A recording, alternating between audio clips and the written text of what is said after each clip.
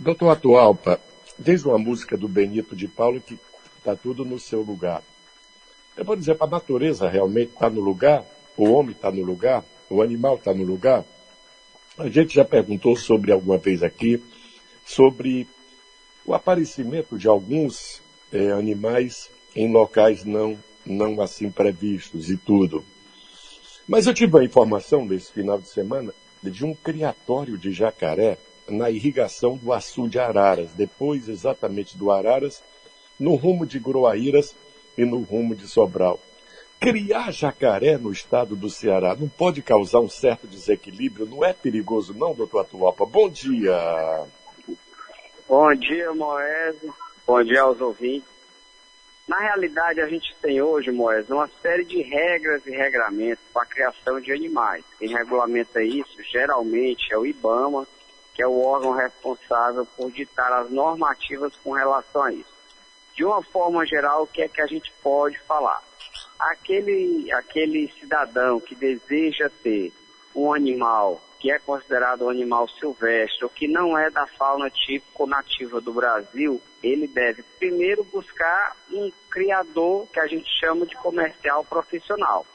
Se esse criador é registrado, tem autorização, é uma sinalização de que o IBAMA deu para ele essa autorização de comercialização, então ele pode realmente vender esse animal. Esse é o primeiro ponto que a gente chama a atenção. E tem outros casos também, onde de repente você tem um animal, adquiriu, mas ele não estava correto, que você tem que buscar o IBAMA para fazer, ou para tentar que o IBAMA lhe dê a autorização de criação. O que tem que ficar claro é que foi animal que não se enquadra como um animal doméstico ou de produção, e aí para deixar claro, o que seria um animal doméstico ou de produção? Cachorro ou gato, por exemplo, ou de produção, que é que a gente pode chamar bovinos, suínos, cavalos, de uma forma geral. Esses a gente não precisa dessa parte burocrática, mas foram outros tipos de animais, como por exemplo, muito comum no Brasil, papagaio. Então, isso você precisa sim hoje ter a autorização do IBAMA. Essa autorização pode vir reiterando na compra, desde que eu compre de um local que tenha procedência, seja o criador liberado, aí ele já vai em tese me dar toda a documentação, o que facilita a minha vida. Com relação aos jacarés, a gente tem uma história de alguns locais no Ceará que tem a presença, aparecem esporadicamente, vez por outra você mostra o corpo de bombeiros, a polícia ambiental aí, promovendo algumas capturas. A pessoa pode criar especificamente? Quem tem de responder isso de forma mais concreta seria o IBAMA. Se ela tiver um habitat ali, onde ela consiga fazer de uma forma que ele libere, não teria problema. Agora, aleatoriamente, eu trazer de forma irregular, soltar ali, estimular a procriação, isso já pode ser configurado um crime. Todo animal reproduzido em cativeiro, ele pode ser abatido, ele pode ser negociado, doutor? Não necessariamente, é o que eu falei. Ele está liberado para tal fim? Ele tem autorização? Sim. Não. É irregular? Não tem autorização? Não. Então isso vai dar autorização. Então, por exemplo, você falou do jacaré. O jacaré, há alguns anos e até hoje a gente conhece alguns locais do Brasil que tem autorização para quê? Para comercializar a carne do animal e também o couro. Então esses locais eles criam com a função específica principal, que é o quê? Fazer o abate desses animais. Está liberado pelos órgãos de controle brasileiros, que a gente não faz juízo de valor, né? Então, sim. Agora, outros tipos de animais, se tem o papagaio, eu vou reiterar. Ninguém cria ou tem criatório de papagaio em tese para consumo da carne do animal. É realmente para que ele se reproduza e você faça a venda do animal para as pessoas, como um animal de estimação. Então, as liberações, elas também têm que ver qual é o intuito delas, entendeu? Que seja só a reprodução, para a recria, ou então para uma questão de abate, como você falou. Mas sim, existem legislações que permitem essa criação com o intuito de reprodução e abate. O instinto do animal, ele representa um perigo? Por exemplo, o animal é totalmente, me explica aí, o jacaré é totalmente carnívoro, doutor? Sim, o jacaré tem que ser carnívoro. E qualquer animal, mesmo criado, apesar de ele poder apresentar uma questão de docilidade, proximidade com os animais, ele pode sim manter os seus instintos. A gente tem diversos casos no mundo todo de animais que por exemplo, tigres, leões, onde estão criados a vida toda e conseguem ter uma questão de docilidade, aproximação com o tratador, digamos assim, mas tem também casos onde eles atacaram algumas pessoas mesmo sendo criados e dóceis. Então, o instinto do animal ele pode perseverar e muitas vezes por alguma questão específica, não necessariamente ou a fêmea que está com o filhote, ou a pessoa que se aproxima do alimento, por exemplo, ele encara de uma outra forma, ele pode ter um comportamento agressivo.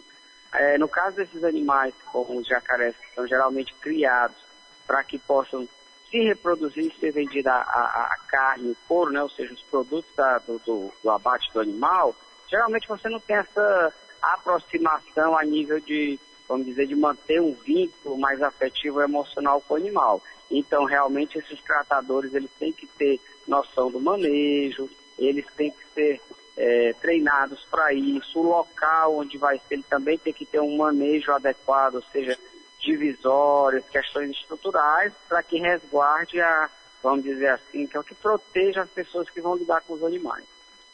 Me diga uma coisa, o animal feroz, ele com fome, ele ataca mesmo? Ele vai buscar alguma coisa para comer? Pode ser, inclusive, na frente, pode ser o ser humano, não? Em geral, sim, mas não funciona muito bem assim, né? Porque os animais, eles, vamos dizer assim, no ciclo de desenvolvimento deles, né? Vamos comparar aqui no Brasil, a gente tem a onça. Então, no ciclo de desenvolvimento da onça, quando ela está com a mãe direciona quais são os tipos de caça que eles fazem, quais são os animais. Então, eventualmente, mesmo numa situação de maior estresse, ela vai tentar pegar aquilo que ela já conhece. Então, ela só ataca o animal desconhecido, principalmente o homem, que geralmente é um animal e para esses animais silvestres, eles procuram se distanciar, porque não estão acostumados. É raro, é uma situação atípica, mas pode ocorrer. Então, isso vai ocorrer geralmente numa situação de maior estresse ou muitas vezes de risco também. Ele vai se sentir ameaçado com a presença do humano e vai atacar muito mais para se defender. Né? Não é comum, não é o mais comum, né? Mas pode ocorrer sim. É uma situação que a gente diz que é uma situação mais extrema. É raro demais que aconteça. Me diga uma coisa, mas a convivência do homem simplesmente desarmado para um jacaré não é totalmente desproporcional, não, doutor atual, Fábio? Moisés, só repete um pouquinho que falhou um pouco para mim. A relação do homem com o animal feroz como o jacaré, não é, ele desarmado, ele sem condição, não é totalmente desproporcional, o homem desavisado, de repente entrar no ninho de jacaré, de entrar no recinto de jacaré, não é totalmente desproporcional, não tem como enfrentar, não tem, por exemplo, como conviver se não tiver um certo treinamento, uma certa prática, um certo reconhecimento, doutor? Concordo, Moisés. A gente sempre orienta as pessoas, e aí a gente está falando do risco à vida, né?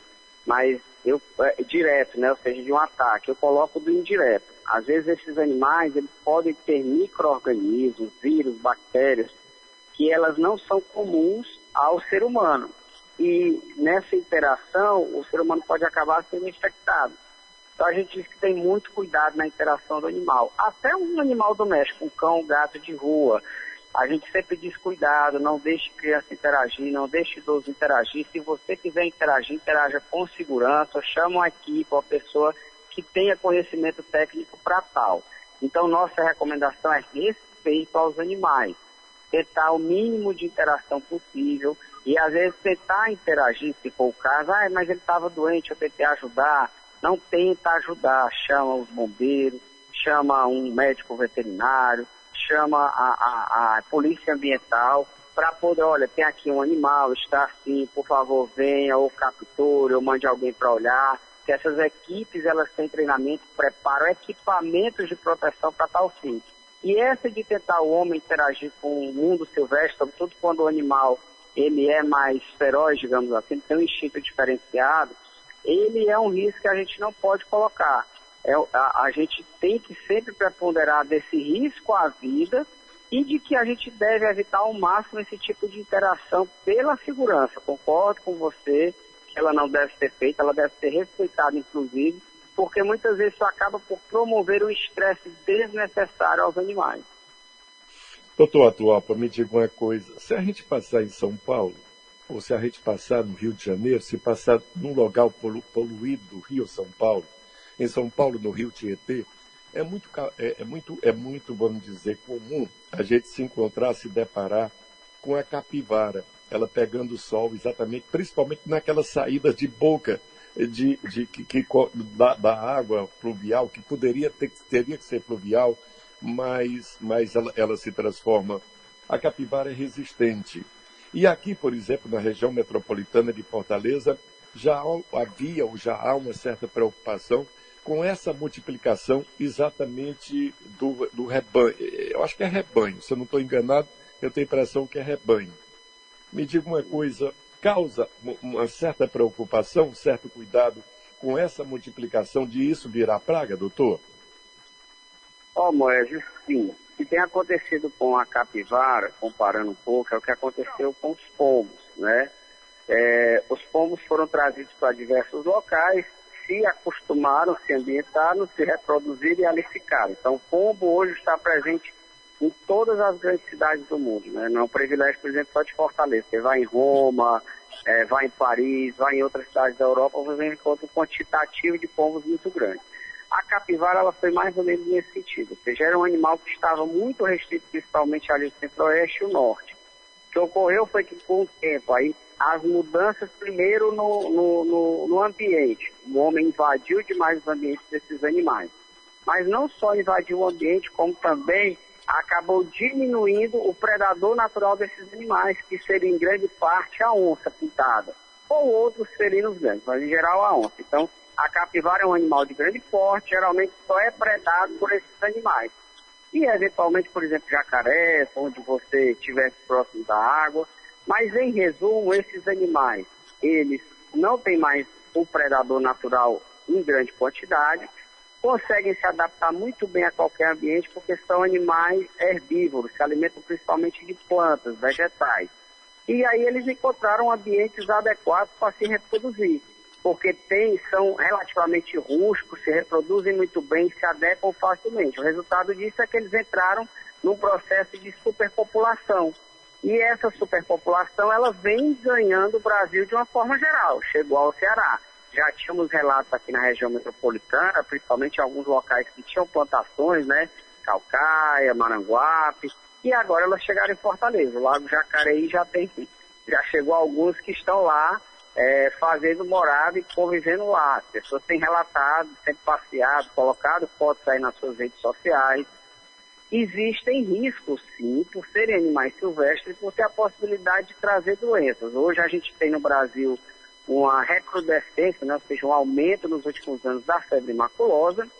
É uma doença que é transmitida por um carrapato, que é chamado carrapato estrela, e que esse carrapato, principalmente no sul e no sudeste, os casos, eles estão muito associados à presença das capivaras.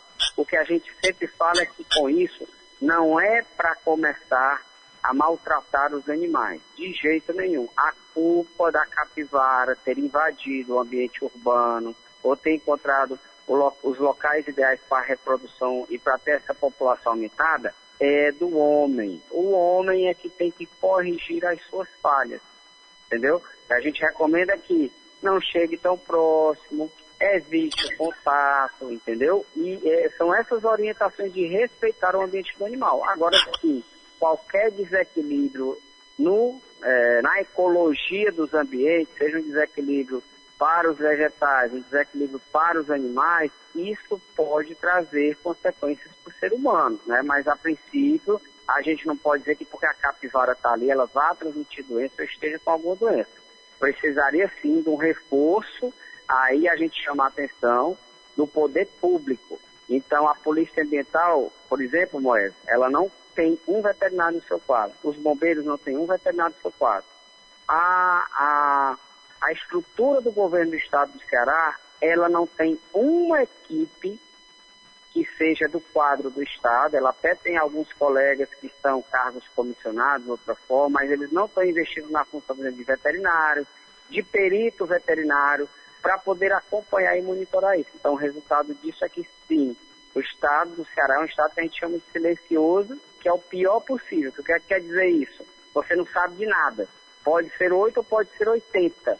E daí a necessidade do poder público chamar a atenção, da gente chamar a atenção do poder público para que ele tem que instituir políticas públicas efetivas de monitoramento de situações como essa das capivaras. A gente não tem que, no momento, fazer nenhum tipo de maltrato com esse animal, mas era necessário que a equipe acompanhasse, pudesse promover exames dos animais, olhar como é que está a questão clínica, e aí sim, se olhasse que ali representa algum risco, também não era eliminar, era retirar esses animais, levar para um ambiente mais propício, tratar ou cuidar, se for o caso, e deixá-los em um ambiente onde eles pudessem continuar exercendo as suas liberdades, exercendo o seu instinto natural de forma segura para eles e para o ser humano. E já que é tão fácil proliferar, virá até, por exemplo, alimentação humana, se fosse o caso, né? Com bem tratado, com bom acompanhamento, né? Perfeito. A intenção é essa. A gente sabe que pode haver a convivência, mas se essa convivência representa um risco de alguma forma, cabe ao poder público intervir ali, né? Fazendo, obviamente, mantendo toda a questão da segurança do homem e dos animais e mantendo a dignidade desse animal. Então, o ideal realmente seria que eles fossem acompanhados para que desse essa segurança para a população. Eu acho muito interessante, muito bonito, né? E é uma coisa que eu acho que é do cearense. Você chegar em ambientes e você conseguir ver esse equilíbrio, poder vislumbrar a natureza, os animais, a vegetação. Então, isso é uma coisa que é muito benéfica. Mas quando se trata de um animal como esse, que não é nativo, que veio parar aqui, né, da forma errada, o poder tem que minimamente monitorar, que é o status mínimo para poder a gente ter uma segurança naquele local. Doutor, me diga uma coisa, eu tenho observado em lixos, passado, por exemplo, em montes de lixo e tudo, eu tenho visto uma coisa muito interessante, mesas, birôs, gavetas jogados no lixo. E se a gente acompanhar, é a praga do cupim. Hoje, por exemplo, existe uma nova madeira que, por exemplo, é o capiado, que chamam. É aquele compensado que não é compensado, que hoje é feito esse móvel mais popular. E quando o cupim pega, por exemplo, deixa eu ver como é o nome da madeira, que é feita assim, eu estou falando em capiado é a mistura, uma espécie de substituição de um compensado. Quando o cupim pega aquilo ali, ele tem aquilo ali como um filé. Ele domina no peito, desce para a grama e arrebenta realmente o ambiente. Eu me assustei com o preço de combate da praga chamada cupim. Por exemplo, eu pedi um orçamento para fazer um trabalho numa determinada casa, num determinado imóvel que eu tenho, e o orçamento veio em torno de quase R$ 8.000 para fazer essa operação. Eu lhe falo, não está caro demais? O cupim realmente é uma praga? Como é que domesticamente a gente pode tratar, como é que a gente pode combater e como é que a gente pode até exterminar no começo exatamente essa extensão dessa prática, dessa praga, doutor?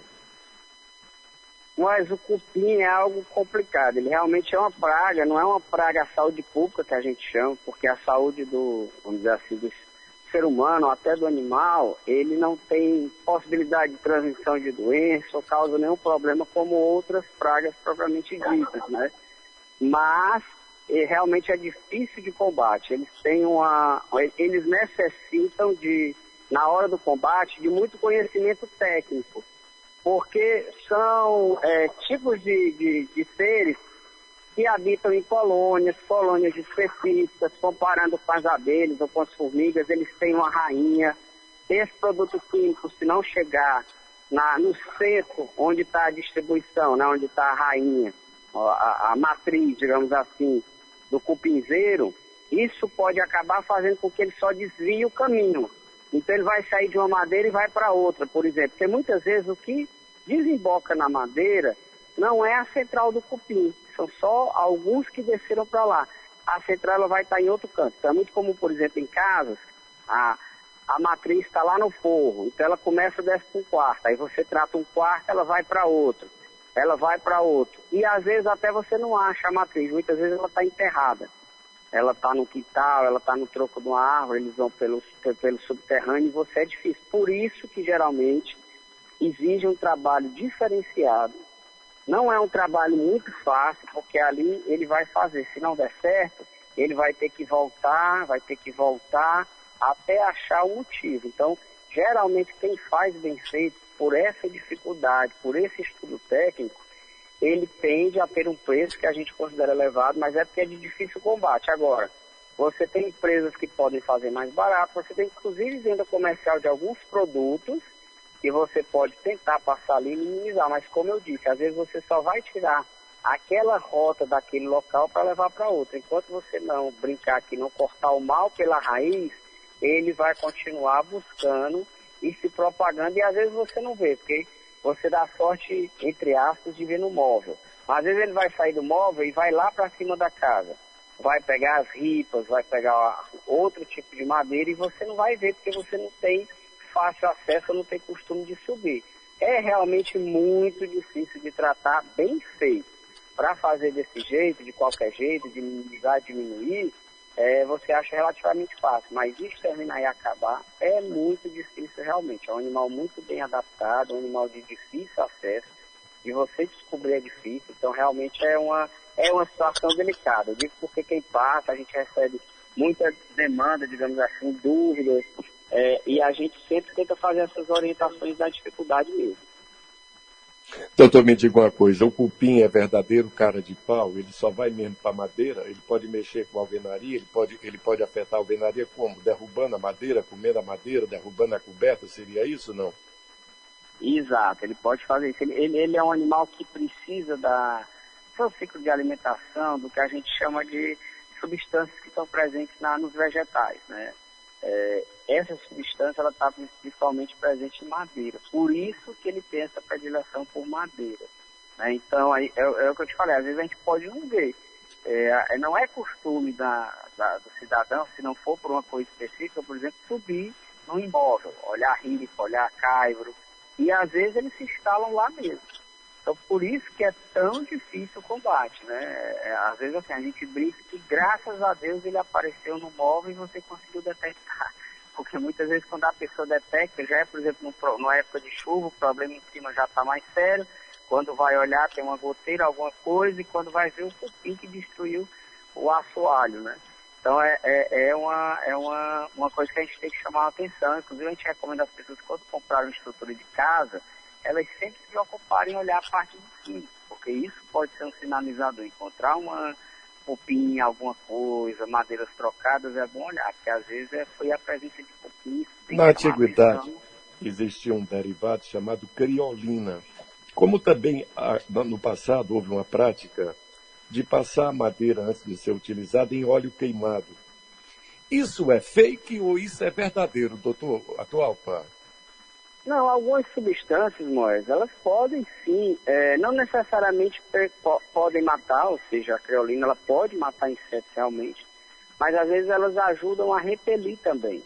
Então, o cheiro forte, ou os componentes químicos, eles podem ser irritantes. Isso pode ocorrer realmente, podem, vamos dizer assim, popularmente ser usados. Não é o ideal, não é o adequado, mas podem resolver a depender da circunstância. O cupim, ele anda ou ele voa também, doutor? Ele tem, você tem vários tipos de cupins, né, primeiro. Então não é só uma espécie de cupim, é como formigas, tem alguns tipos de formiga. Algumas dessas espécies, elas podem, numa fase da vida, ser o que a gente chama de alado, né? Ou seja, ali temporariamente possuir uma fase que é alada. Então, sim, podem ter uma fase da vida, mas são algumas espécies, não todas. Ok, Lacerda. Cristine, alguma pergunta sobre o assunto? Temos, e vou emendar nessa sua sobre cupins mesmo. Doutora Atahualpa, bom dia. Tem Bom dia. alguma forma de prevenção contra os cupins? Exatamente. Olha, é uma situação difícil. Geralmente, se ele não está naquele local instalado, local que eu digo é um ambiente, se morar numa casa que tem um jardim, alguma coisa, se ele não está já instalado ali, é difícil que ele vá conseguir. Agora, muitas vezes também o que ocorre é que a gente, sem querer, faz uma reforma, aí traz uma madeira nova, uma porta nova, compra assim sem saber a procedência, e às vezes ela pode vir já com eles dentro daquele material. Então, a prevenção primeira cuidado total ao comprar o imóvel, ao adquirir, ou ao comprar alguma coisa de madeira. Esse é o primeiro cuidado que a gente orienta. E prevenção especificamente, como para outras coisas, a gente não tem uma fórmula específica, porque são animais do ambiente. Como eles estão no ambiente, você não tem como controlar 100%. Muitas vezes ele pode estar ali e você nem perceber ou ver, né? Então, realmente, na medida do possível, comprar material também. A gente sabe que hoje é muito caro, até com as questões ambientais, mas aqueles que a gente chama de madeira de lei, né? Aquelas que o cupim não consegue atingir pela consistência delas. E aí você tem também alguns produtos que você pode passar nos componentes de madeira, alguns tipos de verniz ou impermeabilizantes, que isso também dificulta bastante o aparecimento. Perfeito, obrigada. Lacerda? Eu queria matar aqui, não é bem curiosidade não, é perguntar mesmo ao doutor Atualpa sobre essa convivência que foi o início lá da conversa com esses animais. Animais que não são comuns entre nós, animais maiores que nós, os cachorros. Eu sou intrigado com esses cachorros, doutor Atualpa. O Rottweiler, o Pitbull, esses cachorros, né?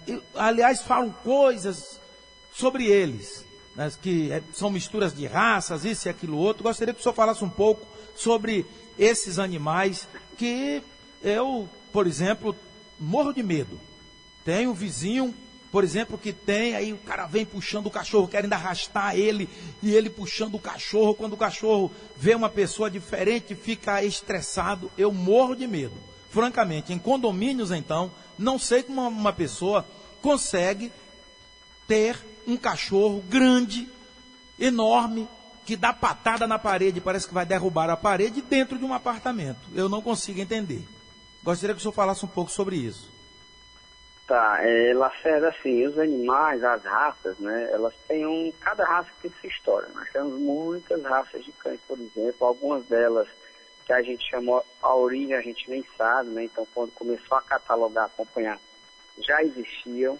Outras, elas foram realmente cruzamentos de raça, como por exemplo o próprio Pitbull, então ele é o resultado de cruzamento interracial, mas cada raça dessa, elas muitas vezes tem a sua predisposição original. Animais que são de companhia, animais que são de guarda, animais que são de caça.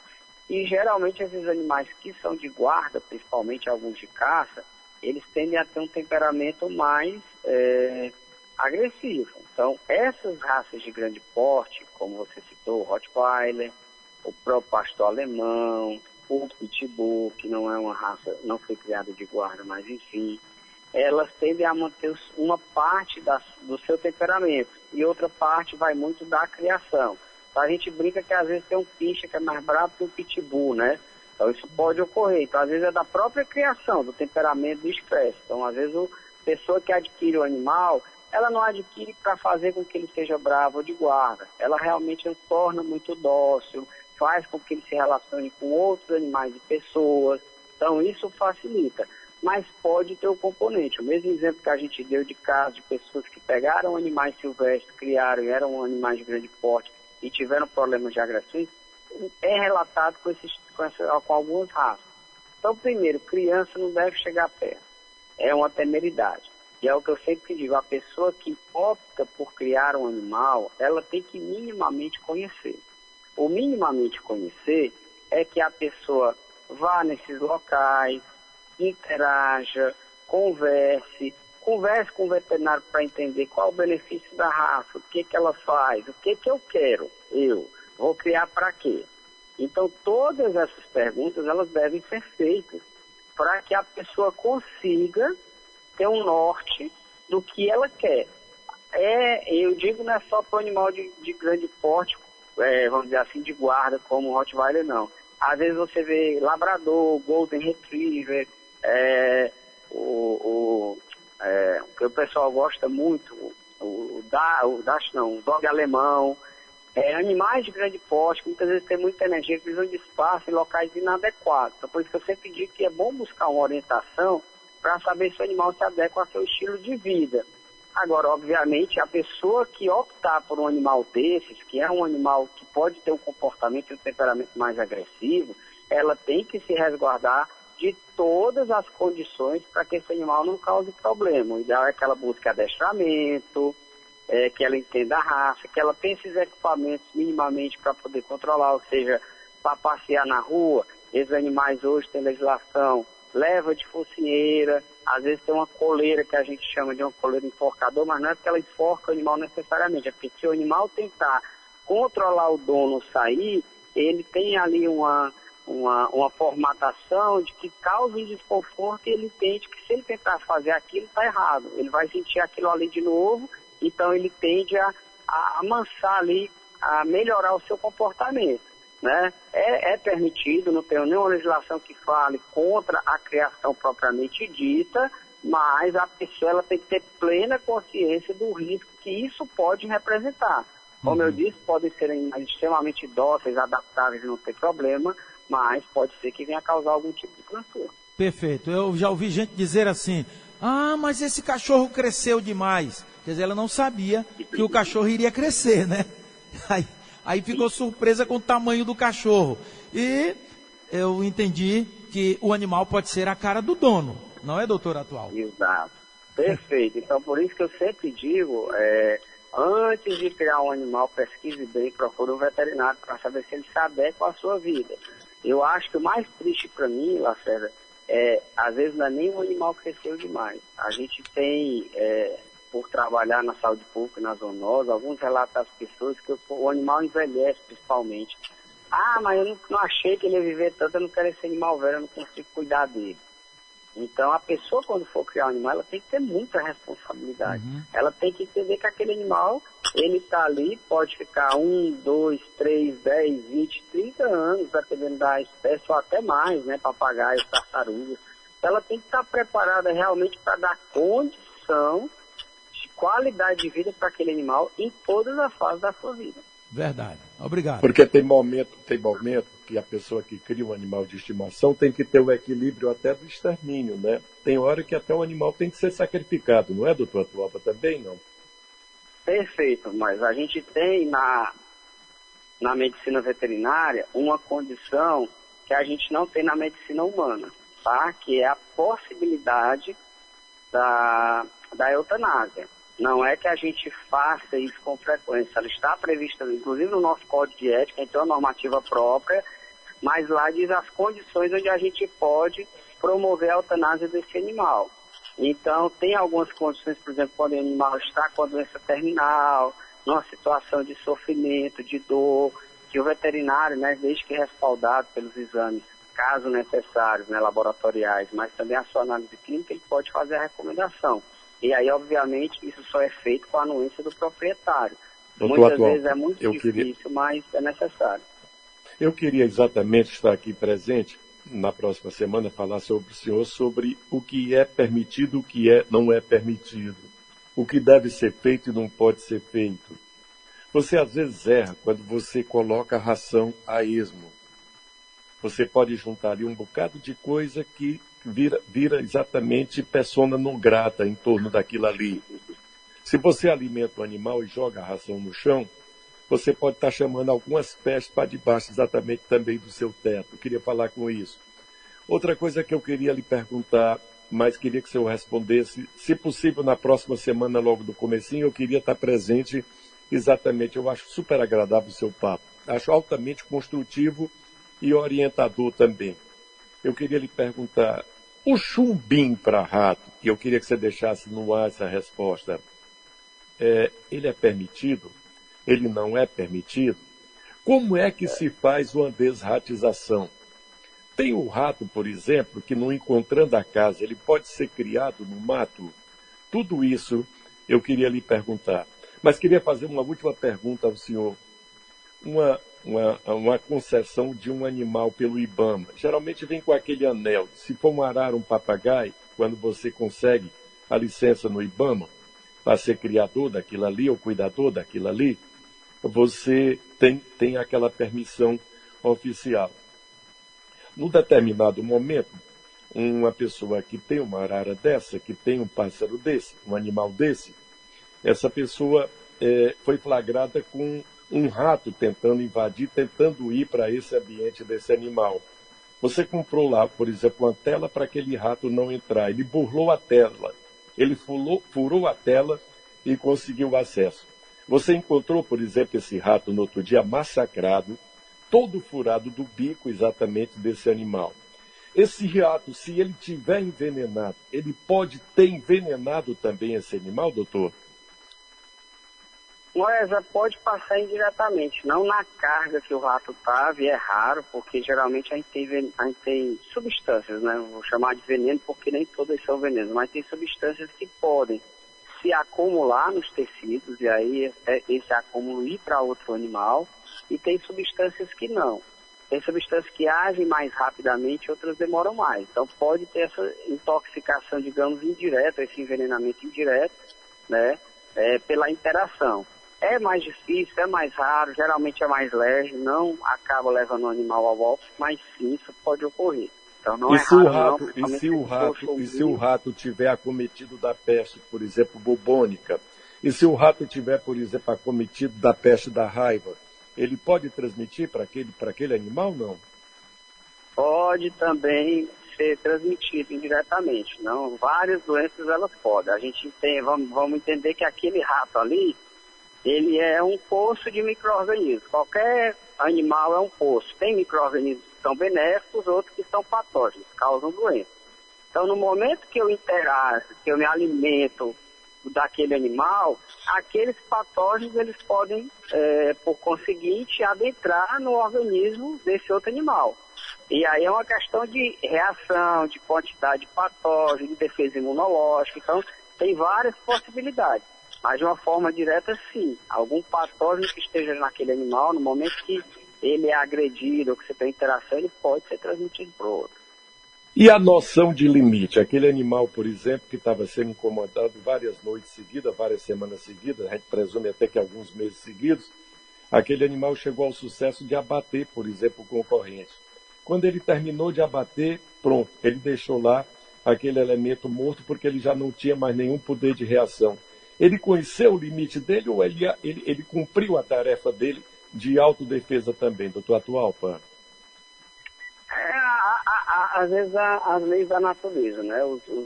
Tem animal que muitas vezes luta ou coloca para se proteger ou por outra circunstância, né? Porque é um animal caçador propriamente dito. Então, nessas circunstâncias, pode ocorrer o que a gente chama de dessa interação.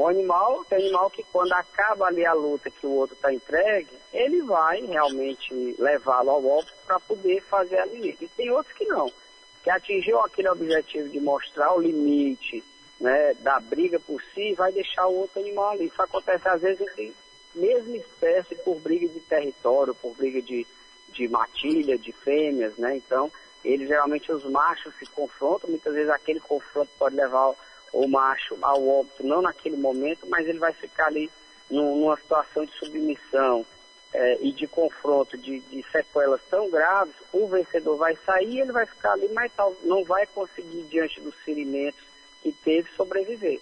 Então, algumas leis de natureza aí que a gente vê que podem ocorrer sim. Ok. Doutor, muito obrigado. A gente volta a conversar na próxima semana. Um abraço. Deus ilumine o senhor sempre. Muito inteligente as suas colocações. Forte abraço, hein? Obrigado, Moésio, a Cris, aí o Jota. Estamos à disposição. Semana que vem, se Deus quiser, a gente se encontra novamente. Um abraço, bom dia a todos.